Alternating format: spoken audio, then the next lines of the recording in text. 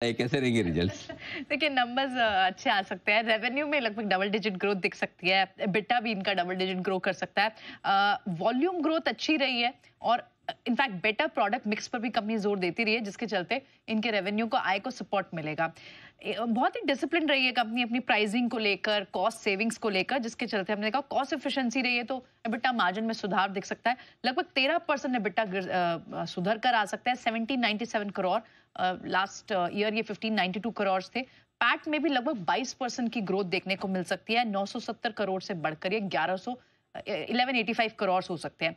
Yes, क्योंकि हमने देखा मंथली सेल्स में भी आप देखें थोड़ा सा सीवी सेगमेंट का ट्रेंड हल्का सा एक फ्लैटिश या फिर थोड़ा डी ग्रोथ की तरफ दिख रहा है। तो उस पर एक क्लैरिटी की जरूरत है कि क्या कहती है मार्केट, क्या कहती है कंपनी आउटलुक को लेकर, सीवी सेगमेंट की आउटलुक कैसे आगे रह सकते हैं। तो ये वॉच आउट करना होगा, अदरवाइज रेवेन्यू एबिटा पैट के फ्रंट पे जंप देखने को मिल सकता है।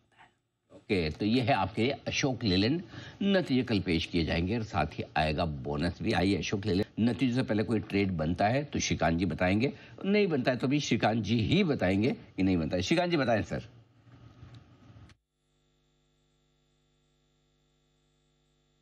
बिल्कुल। तो देखिए, अगर अशोक लीलैंड की बात करें तो again most of the time मैंने देखा है कि ये स्टॉक काफी ट्रिकी रहा है एनालिसिस करने में। बट दिस टाइम अगर आप देखें तो इसने एक काफी इंपॉर्टेंट लेवल को काफी कॉन्फिडेंटली क्रॉस किया है और 225 के लेवल्स को क्रॉस करके जो 240 के करीब अभी ये ट्रेड कर रहा है और कंसोलिडेट कर रहा है।